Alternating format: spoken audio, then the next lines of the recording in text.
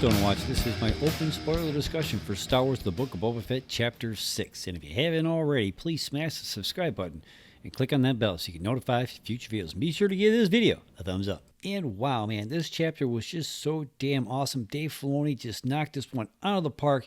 So damn awesome. But I was a little bummed with the runtime of 48 minutes, I have to say. I mean, after you minus out the recap and the credits, you're only looking at about 30 minutes worth of story time, even though he mashed a lot of stuff in 30 minutes. I mean, we had Ahsoka, we had Cobb Vanth, we had Luke Skywalker and R2-D2, Grogu, and Cad Bane makes his live action debut in this chapter. I mean, this was just so damn awesome.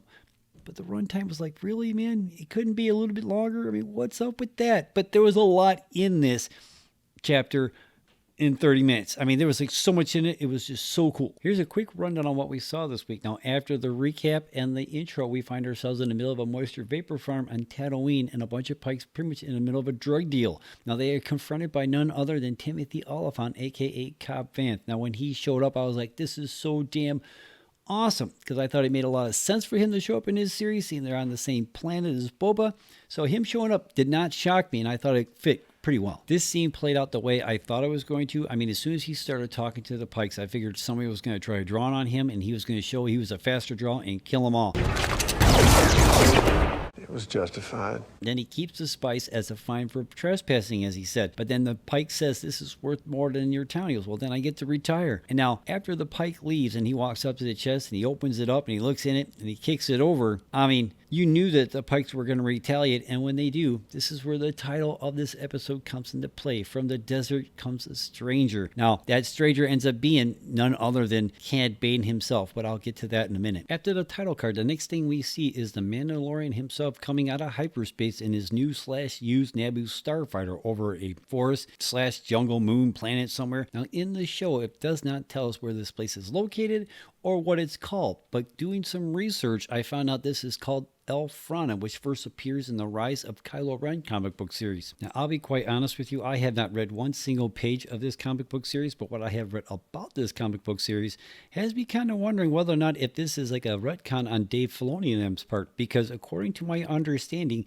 this comic book series takes place 28 ABY, that's after the Battle of Yavin, and the Book of Boba Fett takes place 9 ABY. So events of that comic book series takes place years after this show does. Now, according to that comic book series, Luke, Laura Santeca, who we first meet in The Force Awakens, and Ben Solo are the ones who find this planet. So, I don't know, man, this might be another example that they can't keep canon, right? I mean, ever since Disney took over Lucasfilm back in 2012, they said that from now on, everything counts. The books, the video games, the movies, the TV shows, everything is all connected. And they have not done so well as far as that goes, because even the character Cobb Vanth that came from the Aftermath trilogy books, that's not the same character in those books that we see in this show. I mean, it's pretty close. It's not too far away from it and what have you, and they did kind of rewrite some stuff, but it goes to prove that they just, it's almost like it used to be with the old EU, where the books were kind of canon until George says they weren't. But you know, at first I thought maybe this planet might be Yavin 4. You know, that's the planet that we see that the Rebel base was on in Rogue One and A New Hope. Because in the old EU, in the Jedi Academy series, that's where Luke established his new Jedi Academy. It was on Yavin 4, because he just pretty much utilized the old Rebel base that was already there, because it was already ready for people to stay. So I kind of hope maybe they might go there, but I'm like,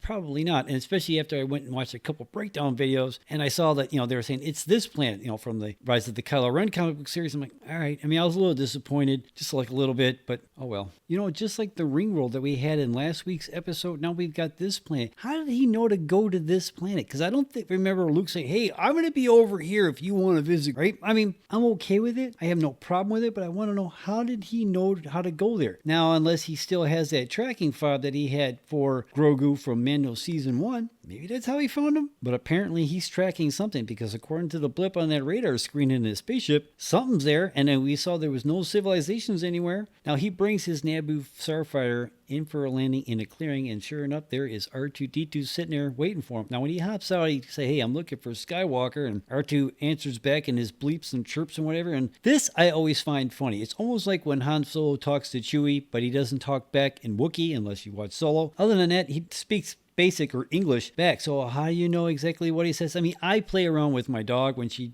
barks at me and stuff like that, I kind of play it off that she's talking to me like she's Chewbacca and everything. I don't know exactly if that's what she's saying. That's the game I'm playing in my head. You know what I'm saying? That's what she's saying.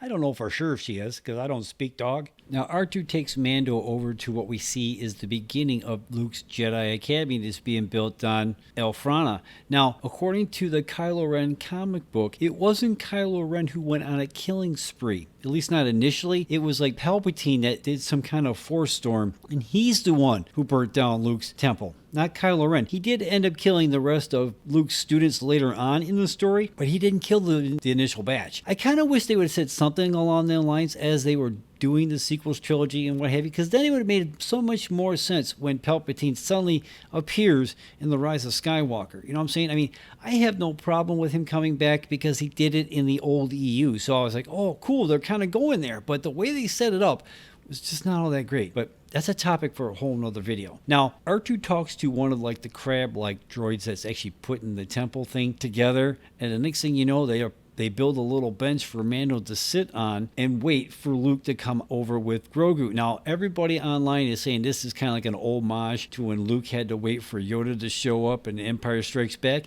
I didn't really think about it that way until they said it. I'm going, oh yeah, I can see that. And then when they cut over to where Luke and Grogu is, I gotta say, man, that guy that they hired for that deep fake stuff, he is worth every penny. I mean, look at this image. This is Luke Skywalker. I mean, and it doesn't really have that uncanny valley looking type thing, like, you know, and it definitely doesn't look like the way they tried to do the de-aging thing in Mandalorian season 2, right? I mean, this is how this guy got the job to begin with, because he took that and did the deep fake thing and made it so much better. He even did a couple stuff for Solo, and Tarkin from Rogue One.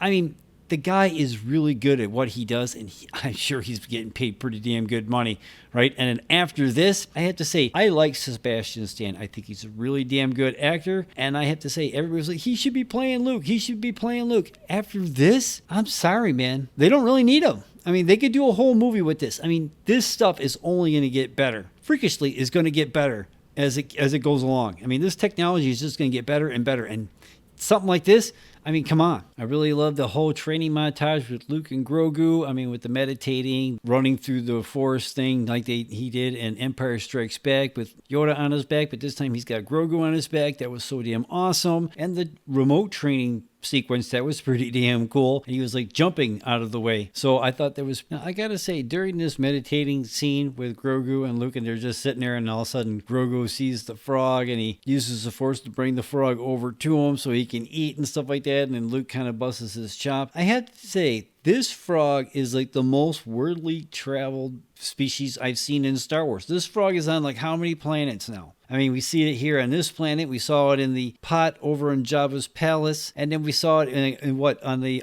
like the one-eyed frog that was on the Sanctuary episode from Mando season 1, and there was like another frog that had the one-eyed thing over on Quill's planet where we found Grogu to begin with. So, I mean, this frog is on like dozens of worlds. How in the hell does this frog get around? I thought it was a pretty cool scene as they were walking through the forest, and he was force pushing him along so he would keep up, and he was telling him about Yoda, and he was asking him questions like about Yoda and what have you. But what I thought was kind of odd, that I don't know how long they've actually been on this planet, but you'd think they would have had this conversation already, right? I mean, as cool as it was and all the questions he was asking, and not like Grogu was going to actually answer him. I mean, if he did, that'd been really cool. But I just thought it was kind of weird that you'd think they would already had this conversation. You know what I'm saying? Now, I gotta say, this was pretty damn cool when he actually did like the whole Vulcan mind meld thing, like whatever. I know that's not what he did, but it kind of looked like that. And he helped him remember all the way back to Order 66. This was so cool. I mean, I don't know who these 3 Jedi are, to be quite honest with you, but man, that was pretty damn wicked, right? And we still don't know who's got Grogu, right? Because it looks like he's in some kind of bag or somebody's holding him, but they did not show who that was. Kind of hopefully we'll get to know. Maybe they'll show that in Mando season 3. But I loved it. I thought this sequence was pretty damn cool. And then we cut back over to Mando taking a little bit of a nap, and he's suddenly waking up by none other than Ahsoka Tano. Now, when she showed up, I was like, man, I was right. But however, I gotta say, just like last week's episode, answered some questions that I had, but it made me ask so many more, because we find out through the course of this episode, she's already been talking to Luke for at least some time. This is not her first meeting. I want to see that first meeting between her and Luke. I want to see that first conversation that they had. You know what I'm saying? I mean, it was cool that they did this in this episode. It was just so awesome. We wanted to know, at least I wanted to know, on whether or not if Ahsoka did know Luke. And then they ever meet. Now we found out they did. But I want to see that initial meeting. I feel ripped off just a little bit. Maybe we'll see that meeting in the Ahsoka Tano show that's coming out next year, right? So I'm hoping. But anyway, she does take Mando over to where Luke and Grogu are training, but not like right to there, but you can see him off in the distance. Now, she keeps asking him, are you doing this for Grogu or if you're doing this for you? To me, what's the difference? I mean, they had a bond, but I know that Jedi can't have an attachment and stuff like that, and Luke seems to be adopting that same mind frame that the old Jedi Order had. Maybe that was a good thing, maybe it wasn't a bad thing. I know that the Luke in the old EU didn't mind. I mean, he got married himself, so he had that attachment, you know. And then Leia and Han got married, so they had that attachment. Then they had the kids and all that and everything. 3 kids, mind you, so they had that attachment. So anyway, Mando pulls out the chainmail armor and says, I want to give him this. And Ahsoka asks why. So he'll remember you. And Mando says no, because as a Mandalorian foundling, it is his right. And you could see in his face, you know, without seeing his face and the helmet, you could see how much he really wants to give that to Grogu to make sure he's protected, like that whole fatherly thing. I mean, that's one thing I love about this series. Even though you can't see his face, you can still see and feel his emotion as he's staring off in the distance watching Grogu with Luke, and how badly he wanted to walk up there and say, hey, how you doing? Here, look at this. You know, show him his gift and everything, just to see his reaction. Ahsoka says, if you're set on it, then allow me to deliver it. Grogu misses you a great deal. If he sees you, it will only make things more difficult for him. And again, you could see the emotion, even though you can't see the emotion in Mando's face. Still wanted to do it, but he thought better of it. It was probably better off that he didn't distract him from what he was trying to do with Luke. And he just says, make sure he will be protected. And he gives the chainmail to Ahsoka and he walks away. Now, again, as a parent, that got me like right here, man. I mean, I know he's not his dad, but he had that fatherly thing going on. I mean, I don't know whether or not if Grogu is going to actually go back to Mando after this is all said and done. A lot of people online are speculating that he's going to, you know, and they're pointing at the droid thing that in the N1 Starfighter that used to have a droid thing, but now it's pretty much made for like one person, and who better off is going to fit in there than him. I mean, I even seen somebody on Facebook, they put him in there in the picture. I had to create it, and it looked pretty cool. But then this does explain, if he does go back to Mando, this does explain why he wasn't there when Kylo Ren and Palpatine destroyed Luke's temple, and he survived that attack too. So now as we watch Mando leave, we get that heartbreaking scene as we see Grogu reaching out to him like, hey man, where are you going? I mean, as a parent, man, that got me like right here.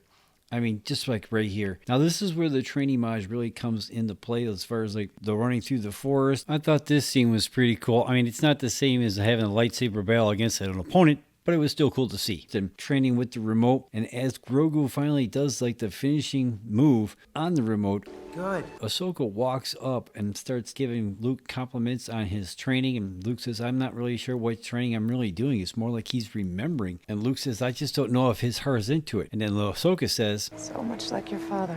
She gives Luke the chainmail armor, and he says, I don't know what I'm supposed to do. And she says, trust your instincts. And with that, she turns and starts to walk away. He goes, will I ever see you again? She said, perhaps. Now, this also brings me back to what I said earlier on in the video. I want to see that initial contact with each other, right? I mean, probably we're going to have to wait for the Ahsoka series to actually see that.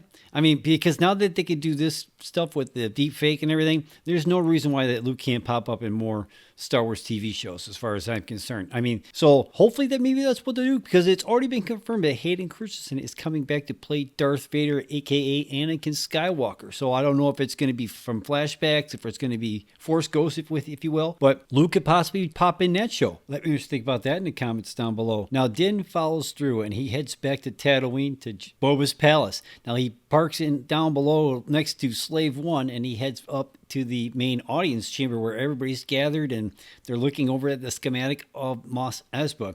Now they're breaking down like where all the Pikes are at and everything, and this is when we finally get to see Boba in his own show, since we haven't seen him like in what, 2 or 3 episodes. I've been seeing the memes all over the place that he's going to make a guest appearance at Chapter 7 next week, which I think he's going to anyway. I mean, I don't mind them not really focusing completely on him in this. I mean, I know it's his show and everything, but some of this other stuff had to be addressed, right? I mean, yes, they probably could have waited for actual Mandalorian season 3, but these things are supposed to be all interconnected. So, and if you were reading the book, there's certain chapters in the book where it doesn't always focus on the main character of the book, right? Anyway, now, even though the Boba's in this, he doesn't even say a word, right? I mean, Fennec is doing all the talking, and she said that, you know, they've got the muscle that they want, but now they need foot soldiers. And then Mando says, I could probably help you with that, which I'm kind of wondering who. And the next thing you know, he's flying out to Mos Pelgo, where that's where Cobb Vanth is at. Now, as he brings his ship in for a landing, like inside town, and he's climbing out of the starfighter, this guy comes walking up to him. Now, this guy's name is Deputy Scott.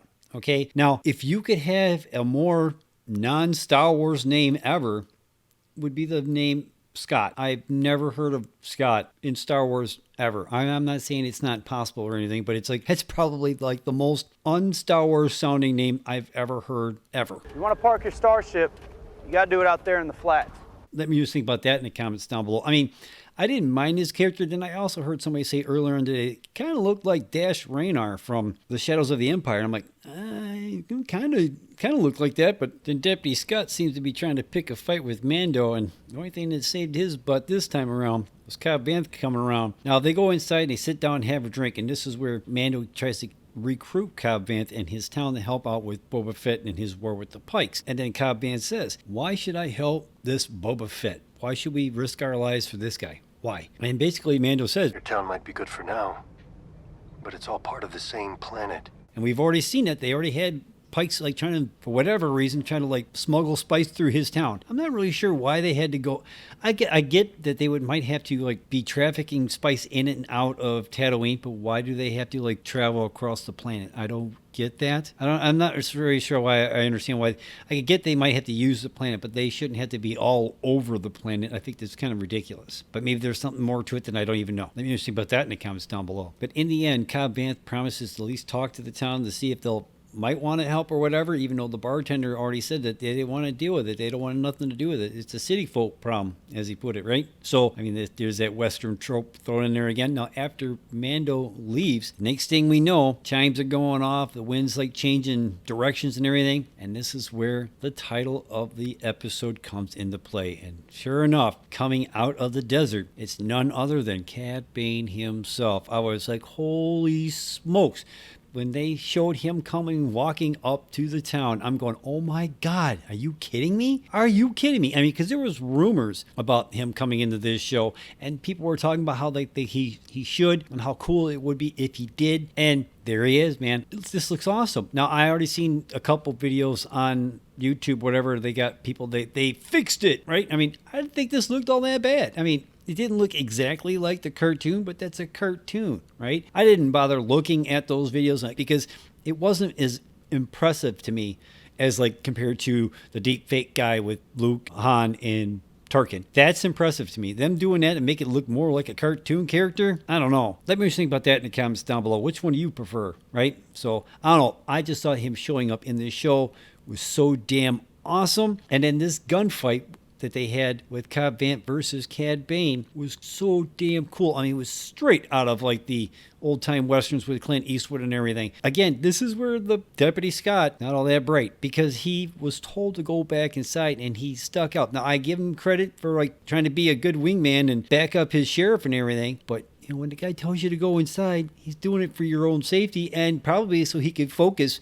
on what he's doing, right? Because I've watched this episode like 3 or 4 times now, and I actually think that Cobb Vanth had a good shot at beating Cad Bane had he not been distracted by Deputy Scott over there, right? I mean, Deputy Scott is the one who started pulling his blaster pistol first. He's the one who set everything into motion, and then next thing you know, Cad Bane shoots Cobb Vanth, and then he shoots the deputy 3 or 4 times. There is no doubt about it. Deputy Scott is definitely dead. No doubt about it. No mod thing's going to save his butt, right? I mean, now that Cobb Vanth he's down, I thought he was dead at first. I'm like, oh my God, they're going to just bring him in just to kill him off. Now, I watched a breakdown video and it looks like, because they did a freeze frame thing, and it looks like it shot him in the shoulder. So I don't know whether or not if Cad Bane meant to do that, or if he was a little distracted by Deputy Scott also, and that's just how it went. Now, that means that Cobb Vanth is still alive, so he's going to want a little bit of revenge. But then you see the look on the bartender's face. That's going to convince the town to go help Boba with his pike problem, because that's why Cad Bane was even there. He even said so. And we cut over Rebecca Moss Espa at the sanctuary, and